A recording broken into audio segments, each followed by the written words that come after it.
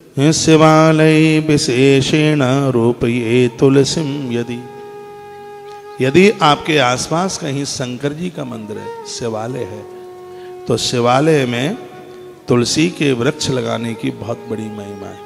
वहाँ एक गरुआ में, गमले में या वहाँ जमीन में तुलसी का पौधा रोप करके आ जाइए, तुलसी का वृक्ष लगा करके आ जाइए, क्योंकि शिवालय विशेषेण, यूँ तो सब मंदिरों में तुलसी के वृक्ष लगाए जाते हैं, लेकिन शिवालय विशेषेण, शिवालय में तुलसी का वृक्ष लगाने का बहुत बड़ा महत्व है, बहुत ही ज्यादा। रोपिता शतभ्राक्षास्तु तुलस्या प्रणतोष्म्यहम् पर्वण्यवसरे यस्तु श्रावणे चातरोपयित। इसमें लिखा है कि आपको मनुष्य जीवन मिला है तो अपने जीवन में कम से कम 100 तुलसी के पेड़ जरूर लगा के जाना, 100 वृक्ष तुलसी के।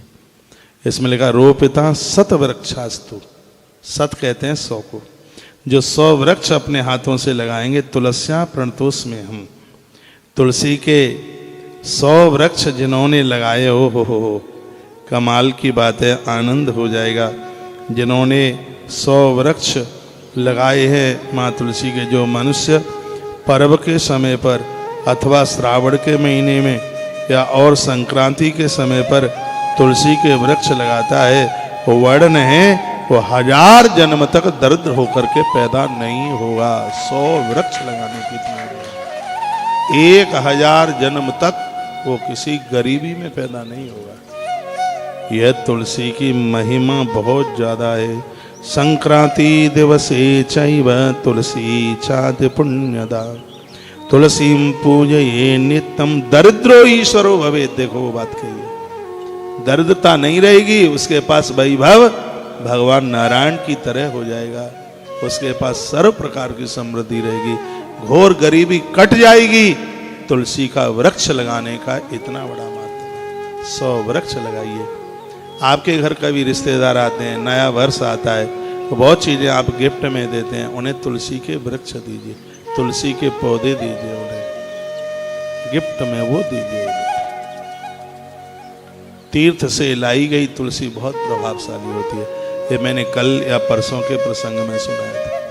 इसलिए एक दिन मैंने आपको बोला है, घर में तुलसी सूख जाए वो हमें दे जाओ, और यहाँ से हरी भरी तुलसी लेके अपने घर लेके चले जाओ। कार्तिक के महीने में ये भी काम करने के लिए जा रहे हैं, क्योंकि बड़ी महिमा है इसमें, उसके महात्म्य का वर्णन किया गया है। बोलो बांके बिहारी लाल की। तुलसी महिमा की आप कथा सुन रहे हैं। लिखा है वाराणस्याम च यत् पुण्यम सर्वतत्रैव तद् भवेत् ब्रह्मत्यादिकं पापम यत्किंचित कुरुते नरः।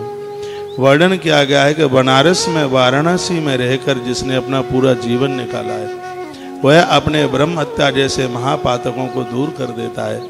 यहाँ भगवान महादेव कहते हैं, हे देवी, जो व्यक्ति पूरे जीवन भर बनारस में रहकर, वाराणसी में रहकर के पुण्य कमाता है, और वही पुण्य जो लोग अपने घर में सालग्राम शिला रखकर उसके ऊपर तुलसी पत्र चढ़ाते हैं, तो उन्हें काशी में रहने का फल पर डे प्राप्त होता है, रोजाना प्राप्त होता है। लोग तो विरोध करते हैं कि घर में सालग्राम न रखो, और मैं कहता हूं भैया पुण्य लुट रहा है, घर में सालग्राम रखो, घर में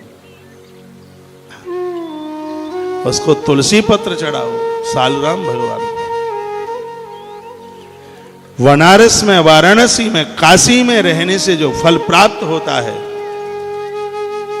घर में भगवान सालग्राम की पूजा और उसमें तुलसी पत्र चढ़ाने से काशी वास करने का पुण्य प्राप्त होता है। कुरुक्षेत्रम प्रयागम च नेमि सारण्यमेव च तत्र स्नानं च दानं च वाराणस्यां शताधिकम्। अब ये देखा है वर्णन है, इसमें कहा गया है कि वाराणसी में, कुरुक्षेत्र में, प्रयाग में, नेमी सारण्य में जो सालराम भगवान की पूजा अर्चन करने का जो फल है, उससे वाराणसी में भी ज्यादा है। उसको बनारस का तो बड़ा महत्व है। बताते हैं कि कैसे भी वाराणसी में यदि किसी की मृत्यु हो जाए, ब्रह्म हत्यारा भी काशी में मरता है तो पाप से मुक्त हो जाता है। वाराणसी कितनी बड़ी महिमा है। और बनारस का वास तो बहुत पुण्यों से मिलता है, बहुत ज़्यादा ही पुण्य हो तो ही वाराणसी का, काशी का वास मिलेगा। तो यहाँ बड़े मुदित होकर के भगवान शिव कहते हैं वाराणस्याम चेत पुण्यम सर्व तत्रैव तद्भवेत् ब्रह्म इत्यादिकं पापम यद किंचित कुरुते नरः तत्सर्वं नासेद ये दांशः सालिग्राम शिलार्चनात्। इसमें लिखा है काशी में रहकर जीवन भर महादेव की पूजा, काशी में रहकर गंगा स्नान, काशी में रहकर जब तप करके आपने जीवन पर्यंत जितना पुण्य प्राप्त किया है, अपने घर में सालिग्राम शिला को रखकर तुलसी आपने चढ़ाई है, वही पुण्य आपने प्राप्त कर लिया। ये महिमा। बात यदि गलत है तो कोई काट के बताए, ये मैं अभिमान के साथ नहीं, प्रार्थना के साथ कह रहा हूं, अभिमान नहीं है, ये प्रमाणित बात है। ये बात मैंने श्लोक नंबर 44, 45 और 46 3 श्लोकों से बात कही है। उत्तराखंड पद्म पुराण अध्याय नंबर 25 श्लोक नंबर 44, 45 और 46, इन तीनों श्लोकों में ये चर्चा की गई। सर्वा सिद्ध करा मूर्ति कृष्ण कीर्तन ददाति च। यदि तुलसी के वृक्ष के सानिध्य में कृष्ण की पूजा करोगे तो कृष्ण की प्रतिमा बोलना शुरू कर देगी, ये लिखा है इसमें। इतनी सिद्धि मिल जाएगी प्रतिमा को।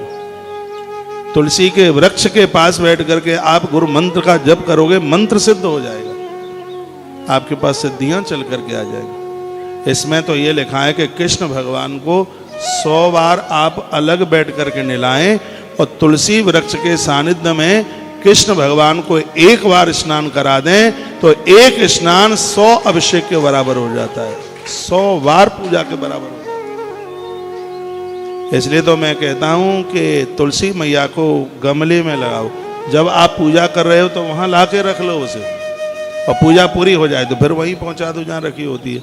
इसलिए क्योंकि जो भी आप जप कर रहे हैं कि पूजा कर रहे हैं, तुलसी माँ के सानिध्य में किया गया पूजन सीधे ही 100 गुना होता है। 100 बार इसमें लिखा है, 100 बार आप गोपाल को स्नान कराएं, उससे जितना पुण्य प्राप्त होता है उतना ही पुण्य। आपको अच्छा नहीं लग रहा है? वैसे अच्छा तो लग रहा है ना? हाँ ठीक है, ठीक है, ठीक है, ठीक है, जाइए। तो 100 बार कृष्ण को स्नान कराने से, उनका अभिषेक करने से जितना फल, तुलसी के सानिध्य में एक बार ऐसा करने से उतने फल की प्राप्ति हो जाती है। तो आप हमारी बहुत बातें मानते हैं, ये भी मान लो, फिर छोटी सी बात है। गमले में माँ को लगाइए, तुलसी माँ को जब पूजा करते हैं तो गमला वहां ला के रख लो। अब कल से हम भी ऐसा करेंगे, पढ़ लिया है इसलिए करेंगे। अब कहेंगे यहाँ किसी को सुबह ही एक ही दिन की तो पूजा है, तो कल सुबह यहाँ भगवान को पूजेंगे तो यहाँ ढूंढेंगे कहीं तुलसी का गमला मिल जाए, आप ले आना, कोई एक दे देना, फिर ले जाना अपना संग। बहुत बड़ा महात्म्य है, आनंद हो गया है।